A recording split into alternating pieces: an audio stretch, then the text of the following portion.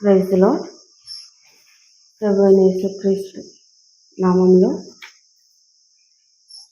ప్రభు అయిన దేవుని బిడ్డలందరికీ శుభాభివందనములు తెలియజేస్తున్నాను. మనము దేవుని వాక్యమును ధ్యానించుకున్నటకు మునుపు ప్రార్థనలోనికి ప్రవేశించి దేవుని ప్రార్థన ద్వారా మనకు కావలసిన ఏవులను అడిగి ప్రార్థనలోనికి వాక్యంలోనికి ప్రవేశిద్దాం. ప్రార్థన చేసుకుందాం. ప్రియ పరలోకమందున ప్రేమ కలిగిన కృప కలిగిన మా నాయన, అత్యున్నత సింహాసనం మీద ఆసీనుడైన తండ్రి, మహిమ కలిగిన దేవ, కృప కలిగిన ప్రభువ, నీ నామమును బట్టి, నీ అద్వితీయమైనటువంటి నామమును బట్టి నీకు ఎంతగానో స్తుతి స్తోత్రములు చెల్లించును. ప్రభువ, సకల లోకములకు వెళ్ళి స్వార్థను ప్రకటించుడి. ఏ భూమి మీద అయితే 60 30 100 విత్తనములు పడెను, అవి మొలిచి అభివృద్ధి పొంది విస్తరించి సర్వలోకమును మారు మనస్సు ప్రభు నామములోనికి తీసుకెళ్ళటకు జతపని వారిగా నిబిడలు చేసుకునేదవని వాగ్దానం ఇచ్చిన దేవ, స్తోత్రములు చెల్లించును. మేము నీ ప్రజలమైనటువంటి విశ్వాసమైనటువంటి మేము ప్రభువ, మంచి నీళ్ళలో పడినటువంటి విత్తనములుగా నీ కొరకు జీవించుటకు సహాయం అనుగ్రహించమని, అలాగనే ప్రభువ, ముళ్ళ పొదలు, గచ్చ పొదలు, రాతి నేల, బండ నేల వంటి ఆ నేలలో నీ రమ్యమైన విత్తనములు పడకుండా మంచి హృదయములలో నీ మంచి మాటలను నాటమని, రాబో దినములకు ప్రభువ నీ స్వార్థికులను సిద్ధపరుచుకునమని ప్రార్థన చేస్తాం. విత్తపరిచిన వాక్యము మా హృదయములకు ఆదరణను, మా హృదయములో ఉన్న అపవాది క్రియలకు ప్రభువ మంచి ఉపశమనముగా ఉండలాగున సహాయమును అనుగ్రహించి చెడును మా నుంచి దూరపరుచుకున్నట్టుకు ఈ వాక్యం కవున ప్రభు, ఇందులో ఉన్నటువంటి మాటలను మేము మంచి కొరకును చెడును విడిచిపెట్టుటకు సహాయపడులాగున తోడుగా ఉన్నని ప్రార్థన చేస్తూ యేసయ్య నామమున వేడుకొనుచున్నాం తండ్రి, ఆమేన్. వాక్యంలోనికి ప్రవేశిద్దాం.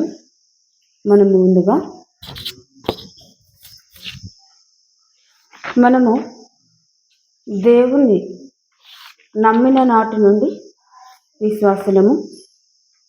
విశ్వాసురాళ్ళము, దైవ భక్తి కలిగిన వారము, సేవకులము, సంఘ పెద్దలము,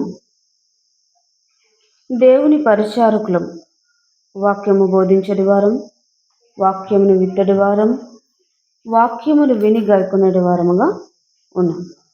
అయితే మన జీవితంలో అనేక మారులు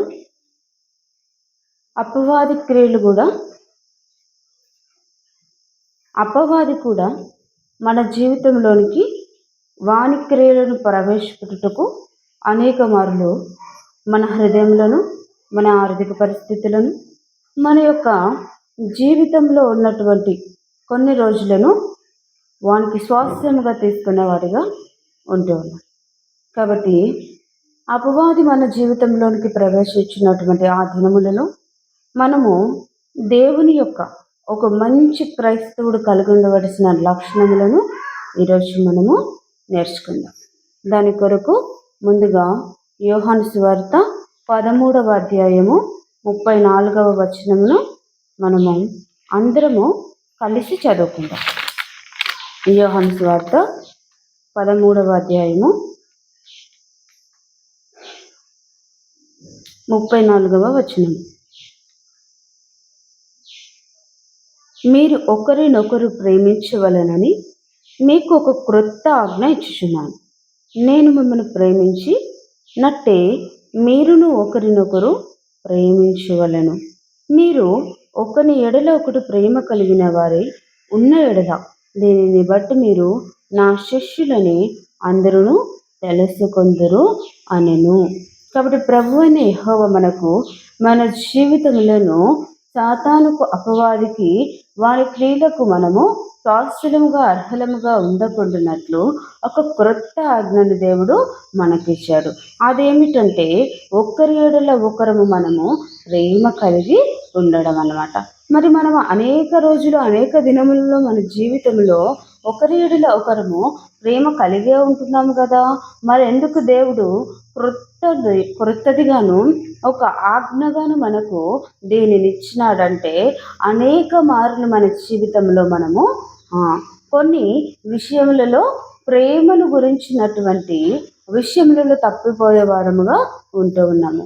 ఏంటి అంటే ఈ లోకంలో మనము ఓ మనిషి ఆశపడిన వస్తువులు, ఇష్టమైన వస్తువులను, మనకు కావలసిన అనుకున్నటువంటి వాటిని మనము దూరపరుచుకోలేని వారముగా ఉంటాము. కాబట్టి కొన్ని విషయంలో నాకు కావాలి అనుకున్నప్పుడు మన హృదయంలో మనకు తెలియకుండానే అపవాద క్రియలు జరిగేవిగా ఉంటున్నాయి. అప్పుడు మనము స్వార్థమైన చిక్కులలో పడేవారముగా ఉంటున్నాము. మనిషిని ఎందుకు అనగదొక్కేటువంటి మొదటి కారణం ఏమిటంటే స్వార్థము. ఒక మనిషి తాను కోరుకున్నటువంటి దేనినైనా తన సొంతము చేసుకోవాలనుకున్నప్పుడు ఎలాంటి విషయమునైనాను ప్రేమను మర్చిపోయి తాను సొంత ఆలోచనలకు గురై తన స్వంతముగా వచ్చేటువంటి ఆలోచనలకు మనిషి లోబడేవాడుగా ఉంటూ ఉన్నాడు. కాబట్టి ముందుగానే దేవుడు మన మనసుని ఎరిగినవాడు. కాబట్టి మీరు ఒకరి ఎడల ఒకరు ప్రేమను కలిగి ఉండాలి. మనం ఒకరు ఎడల ఒకరు సహోదర భావమైనటువంటి ప్రేమను కలిగి ఉన్నప్పుడు దేవుని యొక్క ఆజ్ఞలను మనము అతిక్రమించుటకు కానీ, చేయకుండా ఉండటము కానీ, అపవాది క్రియలకు చోటు ఇవ్వని వారముగా ఉంటాము. కాబట్టి ఈ ప్రేమ అనేది లోకంలో ఎంతో విలువైనదిగా చెప్పబడుతుంది. ప్రేమ అనేది లోకంలో ఎంతో శ్రేష్టమైనదిగా తెలపబడుతుంది.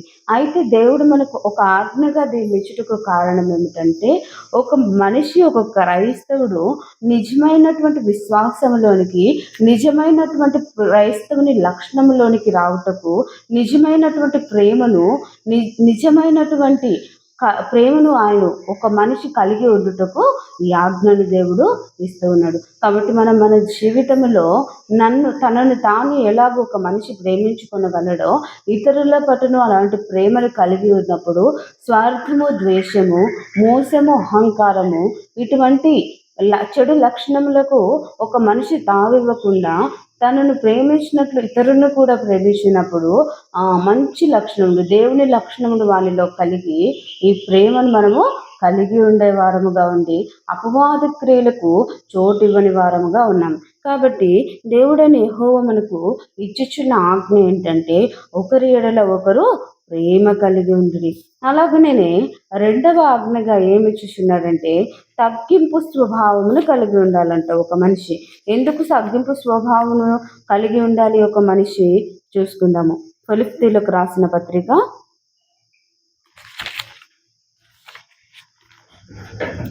2వ అధ్యాయము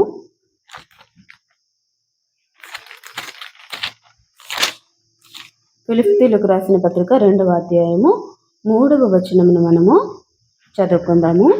కక్ష చేతనైనను వృధా అతిశయము చేతనైనను ఏమీ చేయక వినయమైన మనస్సు గలవారమై ఒకని ఎడల ఒకడు తనకంటే యోగ్యుడని ఎంచుచు మీలో ప్రతివాడును తన సొంత కార్యములను మాత్రమే కాక ఇతరుల కార్యములను చూడవలను. దేవుడిని యెహోవా సెలవిచ్చుచున్నదంటే కక్ష చేత మనము నింపబడకూడదంట, వృధా అతిశయము గలవారమై ఉండకూడదంట. తగ్గింపు స్వభావం కలిగినప్పుడు కక్షయనను వృధా అతిశయమైనదు మనిషికి ఉండదన్నమాట. ఒక వినయమైన హృదయం కలిగిన మనిషి తనను తాను ఎంతో తగ్గించుకునేవాడుగా ఉంటూ ఉన్నాడు. దేవుని ఎదుటను, మనుషుల ఎదుటను, పెద్దల ఎదుటను, అధికారుల ఎదుటను తగ్గించుకునేవాడిగా ఉండేవాడిగా. ఈ తగ్గింపు స్వభావము ఓ మనిషి కలిగి ఉన్నప్పుడు తాను పొందుకునే మార్గం ఏమిటంటే జీవ మార్గము. దేవుని ఎదుట నీవు తగ్గించుకున్నప్పుడు ప్రభువా నీ కొరకే నేను బ్రతికి ఉన్నాను, ఈ లోకంలో నిన్ను స్తుతించుటకు, నిన్ను మహిమపరుచుటకు, నిన్ను ప్రేమించుటకు నేను ఈ లోకంలో నీకు ఒక ఆయుధముగా ఉన్నానని దేవుని ఎదుట నీవు తగ్గించుకున్నప్పుడు, దేవుని ఎదుట తగ్గింపు కలిగిన స్వభావం కలిగిన వారిని దేవుడు అంచులంచులుగా అధికారంలోనూ ఐశ్వర్యంలోనూ గొప్ప స్థితిలో ఉంచేవాడిగా ఉంటున్నాడు. కాబట్టి ఈ లోకరీత్యా అధికారులు ఎదుట మనము తగ్గింపు స్వభావమును కలిగి ఉన్నప్పుడు మనకు పని భారం అవుతుంది. లేదంటే ఎక్కువ బాధ్యతలు పెంచేవారముగా ఉంటారు. మనము మనుషుల ఎదుట తగ్గింపు స్వభావము కలిగి ఉన్న వారమైతే అప్పుడు మనము ఎక్కువ పనిభారములు కలిగి ఉండేవారముగా ఉంటాం. లేదంటే అధికమైనటువంటి శ్రమకు గురయ్యే వారముగా ఉంటూ ఉన్నాం. కొన్నిసార్లు కఠినమైనటువంటి యజమానుల యొద్ద మనం ఉన్నప్పుడు మరి అధికమైన బట్టి కష్టమును మనకు వారు చెడువారుగా ఉన్నాడు.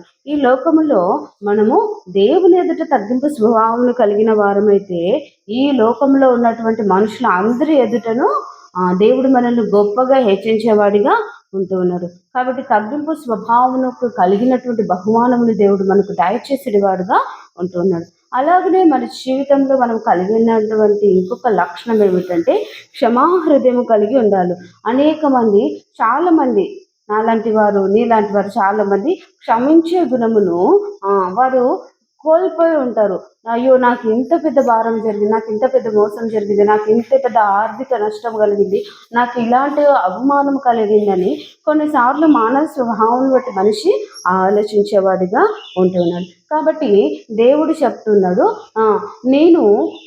నేను అనుగ్రహించినదే ఏ మనిషికి ఎటువంటి కీడును ఎటువంటి ఆపదను సంభవించదు. అలాగనే నేను అనుగ్రహించకుండానే నాకు ఇష్టం అవ్వకుండానే, అంటే దేవునికి ఇష్టం అవ్వకుండానే ఏ మనిషి అత్యధికమైనటువంటి స్థాయిలోనూ గొప్ప స్థాయిలోనూ ఉండదు. కాబట్టి ప్రభువైన యెహోవాకు తెలుసు మనం ఎక్కడ ఎలాంటి వారముగా ఉండాలో, మనల్ని దేవుని తట్టు ఎలాగో త్రిప్పుకోవాలో ఆయనకు తెలుసు. కాబట్టి కొన్ని శ్రమల ద్వారా దేవుడు మనల్ని దేవుని వైపుకు, దేవుని ఆజ్ఞల్లో నడుచుటకు, ఆయన మార్గంలో నడుచుటకు మనల్ని స్థిరపరిచేవాడుగా ఉంటూ ఉన్నాడు. కాబట్టి ఒక రోడ్డు వేయాలంటే అనేకమైనటువంటి కంకరదారులు కింద పేర్చాల్సినటువంటి వారంగా ఉంటుంది.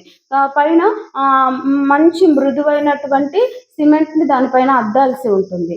అది లేదు, నేను కింద నుంచి నేను సిమెంట్ పెద్ద రోడ్డుగా వేసేస్తానంటే కుదరదు. అది కొన్ని రోజులకి ఏమవుతుంది, వెడలిపోతుంది, క్రాక్స్ ఇస్తుంది. కాబట్టి దేవుడైన యెహోవా ఆయనలోనే మనల్ని ఉంచుకోవాలి అని అనుకున్నప్పుడు, దేవుని మార్గంలోనే నా బిడ్డ నడవాలి అనుకున్నప్పుడు అనేకమైనటువంటి కష్టాలను కూడా కొన్నిసార్లు బాధలనే, కొన్నిసార్లు అవమానం అనే కష్టం, కొన్నిసార్లు నిందలనే కష్టంలను మన జీవితంలో అనుగ్రహించుడి వాడిగా ఉంటున్నాడు.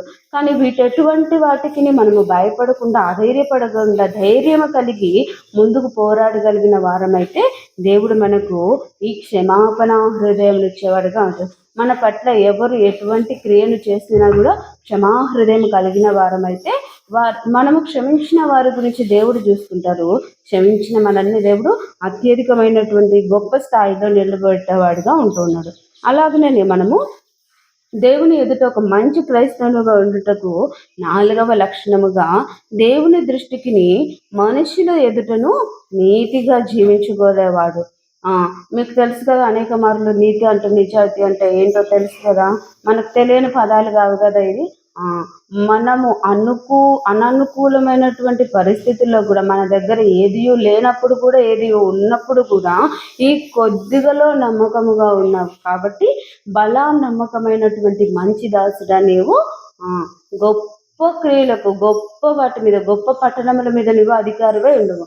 అనేక సార్లు మనుషులే కాదు, దేవుడు కూడా మన క్రియలను పరీక్షించేవాడుగా ఉంటాడు. అపవాదే కాదు, సాతానే కాదు, మనుషులే కాదు, దేవుడు కూడా మన క్రియలను పరీక్షించేవాడుగా ఉంటున్నాడు. అప్పుడు కొద్ది వాటిలో నమ్మకమైన వాడు, అంటే 10 నాణములు ఇచ్చాడు ఒక యజమానుడు. ఒక కింద పనిచేసే కూలికి ఒక 10 నాణములు ఇచ్చాడు. వీటిని నువ్వు అభివృద్ధి పరచమన్నాడు. నువ్వు 10ని 20 చేసి యజమానుడికి ఇస్తే అప్పుడు నేను నమ్మకమైన మంచి దాసుడు అంటాడు. ఆ 10ని నువ్వు 20 చేసి 30 చేసి 10 ఆయనకి ఇచ్చావు అనుకో, చెడ్డ దాసుడు అని అనేవాడుగా ఉంటున్నాడు యజమాని. కాబట్టి నువ్వు దేవుని దృష్టిలోను మనుషుల దృష్టిలోను నీతిగా ఎదగడం దేవునికి ఎంతో ఇష్టమైన విషయం అంట. కాబట్టి నీ హృదయంలో కానీ నీ జీవితంలో కానీ ఆర్థికపరమైనటువంటి శ్రమలలో కానీ ఎటువంటి క్రియలు నీ జీవితంలో సంభవించినా కూడా దేవుని ఎదుటను మనుషుల ఎదుటను నీతిని విడిచిపెట్టకుండా జీవించేటువంటి జీవితం దేవునికి ఎంతో ఇష్టకరమైనదిగా ఉంటుంది. అలాగనే మన జీవితంలో కలిగి ఉన్నటువంటి అతి ముఖ్యమైన లక్షణము ఏంటి అంటే క్రైస్తవుని జీవితంలో ప్రార్థన మరియు వాక్య ధ్యానం. ప్రార్థించటం ద్వారా అనేకమైనటువంటి మేలులు జరిగేవిగా ఉంటున్నాయి. ప్రార్థించటం ద్వారా ఏం జరుగుతుంది అక్క అని అనవచ్చు. ప్రార్థించటం ద్వారా ఏం జరుగుతుందన్నా అని అడుగుతూ ఉంటారు వచ్చి మందిరంకి వచ్చి. ప్రార్థించటం ద్వారా నీ బ్రతుకు మార్చబడుతుంది. ప్రార్థించటం ద్వారా నీ జీవితం మార్చబడుతుంది. ప్రార్థించటం ద్వారా నీ ఆర్థిక సమస్యలలో దేవుడు నీకు సహాయకారిగా ఉండడం. ప్రార్థించడం వలన నీ జీవితంలో అద్భుతమైనటువంటి క్రియలను నువ్వు చూసేవాడిగా ఉంది. యోబు తన జీవితంలో ప్రార్థిస్తూనే ఉన్నాడు. శ్రమలు వచ్చినా ఇబ్బంది వచ్చినా కష్టం వచ్చినా నా దేవుడు ఇచ్చాడు, నా దేవుడు తీసుకొని పోయాడు, ఆయన నామమునకే మహిమ కలుగునుగా. ప్రార్థనకు యోబు అంత విలువనిచ్చినాడు. కాబట్టి దేవుడు యోబుని తన లేని స్థితిలో నుండి మరలా పైకి లేవనెత్తి అత్యధికముగా ఇచ్చినాడు అంట. కాబట్టి అత్యధికమైనటువంటి వృద్ధిలోనికి రావాలంటే అత్యధికమైన ప్రార్థన నీ జీవితంలో నీవు కలిగి ఉండాలి. ఇంకా ప్రార్థించమంటే కొంతమంది మోకరించుకొని 2 నిమిషాలకే ప్రార్థన అయిపోగొట్టి వచ్చేసారు. కాబట్టి నీ జీవితంలో రహస్య జీవితమైనటువంటి ప్రార్థన నీవు కలిగి ఉండాలి. ప్రభువా నా సమస్యలు, ప్రభువా నా ఇరుకులు, ప్రభువా నా ఇబ్బందులు, ప్రభువా నా కష్టములు, ప్రభువా నా పిల్లల భవిష్యత్తు, ప్రభువా నా భార్య భవిష్యత్తు, ప్రభువా నా భర్త భవిష్యత్తు, ప్రభువా నా కుటుంబ ఆర్థిక పరిస్థితి, ప్రభువా నా అత్తమామల పరిస్థితి, ప్రభువా నా తల్లిదండ్రుల పరిస్థితి. ఒక వ్యక్తి తన జీవితంలో తన కుటుంబం అంతటిని జ్ఞాపకం చేసుకొని దినదినము దేవునికి మొరపెట్టినప్పుడు ప్రభువా నాకు ఆయుష్ని, ఐశ్వర్యం, నా అభివృద్ధిని అని దేవునికి మొరపెట్టి ప్రభువా నా కుటుంబం అంతా నీ చేతులకు అప్పగించినారని ఉదయకాల సమయంలో, రాత్రికాల సమయంలో, మధ్యాహ్న కాల సమయంలో దేవునికి మొరపెట్టినప్పుడు ఆయన మొరను వినేవాడిగా ఉంటూ ఉన్నాడు. కాబట్టి దుప్పి నీటి బాగుల కొరకు ఆశపడినట్లు ప్రభువా నా ప్రాణము నీ కొరకు తృష్ణగొనిచున్నది. దావీదు మహారాజు అంతటి వాడు దేవుని కొరకు తృష్ణగొనాల్సిన అవసరం ఏంటంటే ఆయనకు దేవుడు రాజుని చేసినాడు, గొప్పవాడిని చేసినాడు, అవసరం ఏముందండి? ఆయనను అయ్యనా నా ప్రాణము నీ కొరకు తృష్ణగొనిచింది. ఈ లోకంలో నుండి అధికమైనటువంటి బహుమానముల కొరకు కానీ అధికమైనటువంటి బిల్లులకు అధికమైనటువంటి ఆస్తుల కొరకు కానీ తృప్తి కొనలేదు. కానీ దావీదు దేవుని వాక్యములు వినుటకు, దాన్ని చదువుటకు, ప్రార్థించుటకు ఆయన మనసు తృష్ణగొనిచింది. కాబట్టి ఒక క్రైస్తవుడు కలిగి ఉండాల్సిన ముఖ్యమైనటువంటి మొదటి లక్షణం ఏంటంటే వాక్యమును చదవాలి, ధ్యానించాలి, తర్వాత మోకరించి దేవునికి ప్రార్థనను ప్రార్థించడం ద్వారా అనేకమైనటువంటి అద్భుత కార్యంలో దేవుడు నీ హృదయంలో జరిగించేవాడుగా అంటుంటారు. మన హృదయంలో ఒక మార్పు రానిది మన జీవితంలో రానే రాదు. మన హృదయంలో నేను ఒక గొప్ప వ్యక్తిగా ఉండాలనుకుంటేనే మన జీవితంలో నేను ఒక గొప్ప మనిషిగా వెళ్ళగలనని ఒక దారిని దేవుడు చూపిస్తాడు. మన హృదయంలో నేను అవ్వలేనులే, ఉండలేనని కృంగబడి స్థితిలో మన హృదయం ఉంటే మన ఆలోచనలు కూడా అలాంటివిగానే ఉంటాయి. కాబట్టి దేవుడు నీకు ఒక నూతనమైన హృదయం అనుగ్రహించి నీకు ఒక కొత్త ఆలోచనని దేవుడు కలిగించి నీ జీవితంలో గొప్ప మేలులు చేయాలంటే ముందుగా దేవుడికి నీకు ఇష్టమైన వ్యక్తిగాను, దేవుడు ఆత్మను పాలించే వ్యక్తిగాను, దేవుని ప్రేమించే వ్యక్తిగాను, ఇతరులను ప్రేమించే వ్యక్తిగాను ఉండాలని దేవుడు కోరుకుంటూ వస్తున్నాడు. అలాగనే 6వదిగా మనము వెలుగులో ప్రకాశించు. వెలుగులో లోకంలో చాలా వెలుగుంది, ప్రకాశిస్తుంది, వెలుగులోనే మనం జీవిస్తున్నాం. కానీ మనకు నిజమైన వెలుగు ఏమిటంటే, నిజమైన ప్రకాశం ఏమిటంటే, మన జీవితంలో నిజమైనటువంటి వెలుగు ఏమిటంటే దేవుడు మనతో పాటు మన మధ్య నివసించటం. దేవుడు నిజమైన వెలుగు. నేను వచ్చి మీ మధ్య నివాసము చేసేదని. దేవుడు ఎప్పుడైనా మన హృదయంలో కానీ మన కుటుంబంలో కానీ నివాసం చేసినట్టు ఎదిగామా? దేవుడికి న్యాయమైన గుండు చాలా ఇష్టమంట. న్యాయం అనేది, నీతి అనేది ఆయనకు చాలా ఇష్టమంట. అలాంటి క్రియలు ఉన్న వారి దగ్గర దేవుడు వచ్చి నివాసం చేశారంట. దేవుడు అడగడంట నువ్వు గొప్పవాడుగా, నువ్వు పెద్దవాడుగా, నువ్వు కన్నుడుగా, నువ్వు అధికారిగా అని దేవుడు అడగడంట. నీతి కలిగిన న్యాయమైనటువంటి క్రియలు, ఇతరులను ప్రేమించేటువంటి గుణం, నీ కుటుంబంని చక్కదిద్దుకునే హృదయం నీకు కలిగి ఉన్నదా? దేవుడిని మీద నివాసం చేసేవాడుగా ఉంటున్నాడు. కాబట్టి ఇలాంటి మంచి లక్షణంలోనికి మనం వచ్చిన వారమైతే, దేవుని ప్రార్థనలో ఉంటే మనము ఇలాంటి మంచి లక్షణాలన్నీ సాధించాం.